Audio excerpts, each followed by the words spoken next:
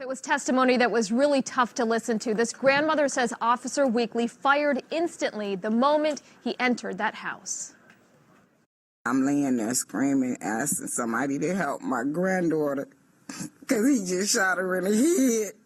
And he wouldn't even help her. They turned on the light and seen that she had been shot and carried out the house. Oh, man. Oh, my God. Oh, Jesus. A highly emotional Myrtilla Jones wails on the witness stand this afternoon during the retrial of Detroit police officer Joseph Weekly. He's accused of involuntary manslaughter in the death of Jones's 7-year-old granddaughter, Aiyana.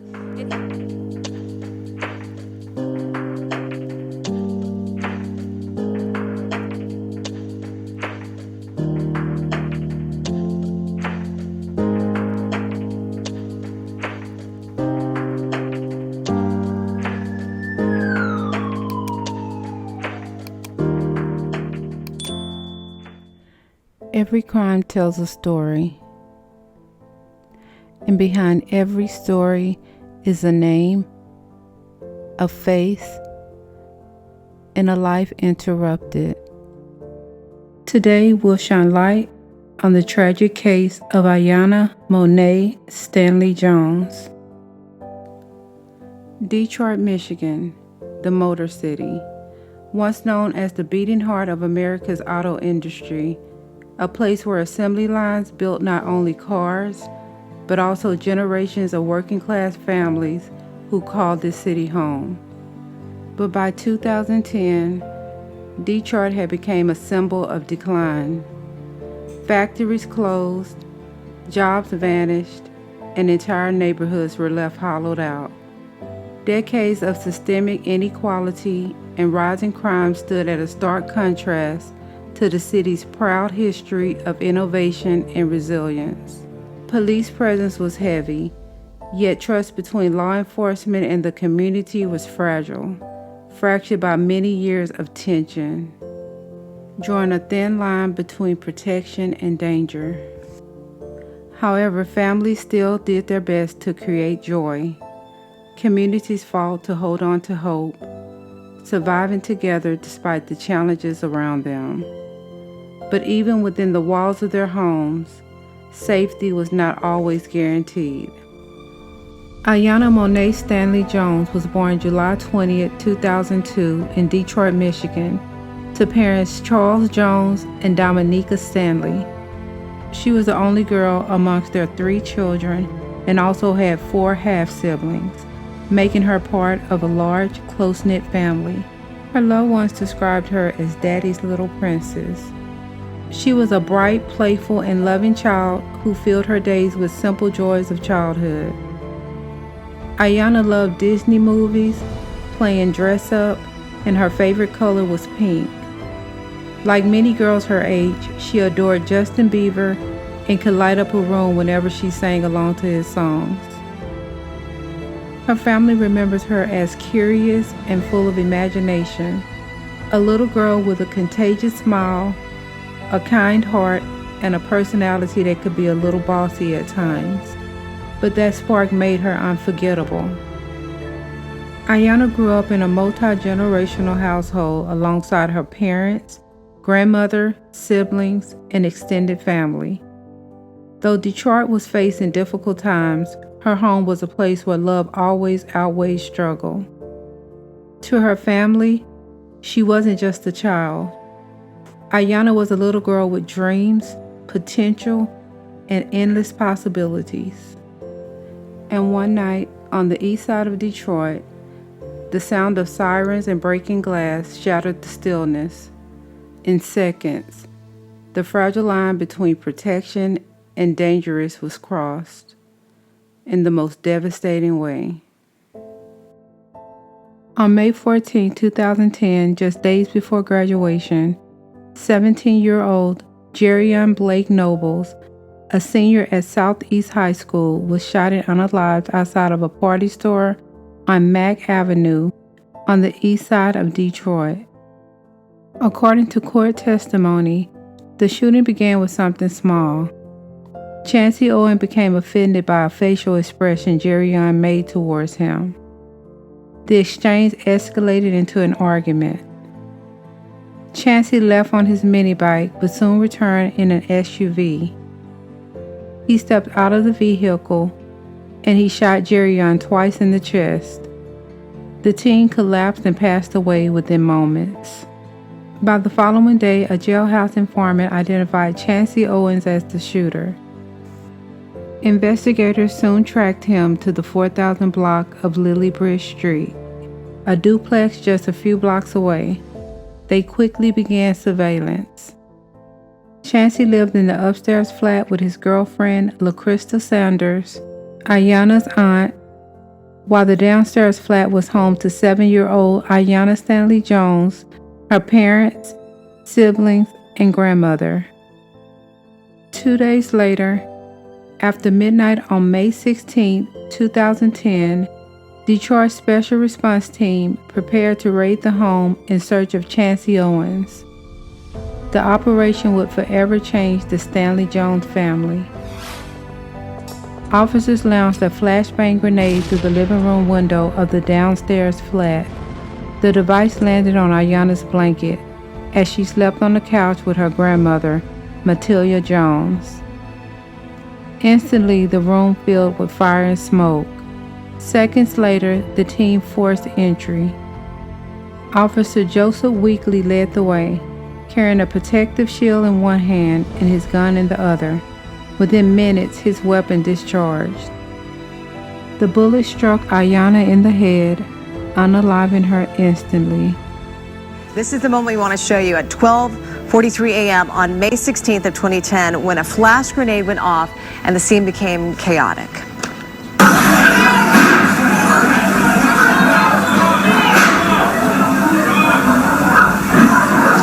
Well, you heard some pops there, you saw that flash, and you hear dogs barking. Joseph later claimed he had been temporarily blinded by the flashbang.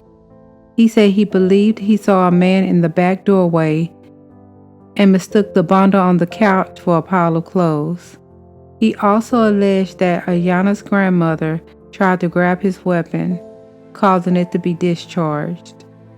But Matilda gave a different account. She said she had been asleep on the couch with Aiyana and was awakened and startled by the explosion. Rolling off the couch to the floor, she then reached for her granddaughter, whose blanket had caught on fire. She insisted she never touched Joseph or his gun. In the immediate aftermath, officers pulled Matilda outside, arrested her, and held her overnight for questioning before releasing her. Officers alleged that during the police briefing, they were not warned that children were at the residence. However, family members later stated that it should have been obvious to the officers that children were inside the home. The yard was full of toys, and relatives shouted warnings as the police approached the duplex. The raid carried another layer of controversy. It was being filmed for the A&E reality TV show series, The First 48. Critics argued that the presence of the cameras encouraged police to use more aggressive tactics. Although footage was recorded that night, it was never broadcast. This video of the raid and the moments leading up to it were filmed by a camera crew from the reality TV show The First 48. Members of the Detroit Police Special Response Team were helping homicide investigators arrest Chancey Owens, suspected of gunning down 17-year-old Jerrion Blake just 2 days earlier. In response, Detroit's mayor banned the police department from working with any reality TV crews. Meanwhile, Chancey Owens, the man police were looking for, was indeed found and arrested, but he was upstairs in his own unit of the duplex. Aiyana Stanley-Jones' funeral was held on May 22, 2010 at 2nd Ebenezer Baptist Church in Detroit. Hundreds of mourners gathered to grieve the little girl whose life had been cut short in such a violent and senseless way. Her service drew national attention, with community members, activists, and leaders traveling from across the country to stand in solidarity with the Stanley-Jones family. Among them was Reverend Al Sharpton of the National Action Network, who delivered the eulogy. From the pulpit, Reverend Sharpton directed questions at law enforcement. "Do you throw these flash grenades in everybody's neighborhood?" he asked. "Would you have gone in Bloomingfield Hills and done what you did here?" he further questioned. His words highlighted the painful reality of racial and class disparities in policing, forcing the public to confront whether Aiyana's unaliving was not only a tragedy, but also a reflection of systemic bias. Chancey Owens was tried and convicted of second-degree unaliving for taking the life of Jerrion Nobles, receiving a life sentence without the possibility of parole. However, the circumstances surrounding Aiyana's unaliving was far more complicated. Attention turned to Officer Joseph Weekley, the man who fired the fatal shot. In October 2011, more than a year after the raid, Weekley was indicted on charges of involuntary manslaughter and careless discharge of a firearm causing unaliving. Prosecutors argued that he acted recklessly by storming into the house with his finger on the trigger, while the defense maintained that the shooting was a tragic accident. Video footage from that night became central to the case. Kimberly Craig is outside the courtroom this afternoon. Kim, today's video critical to the prosecution. Absolutely, absolutely. And you'll first hear on that video, officers yell police. Then the stun grenade breaks the glass. You'll actually hear the detonation of that stun grenade, and you'll see the flash. And about maybe 2 to 3 seconds later, you'll hear the gunshot.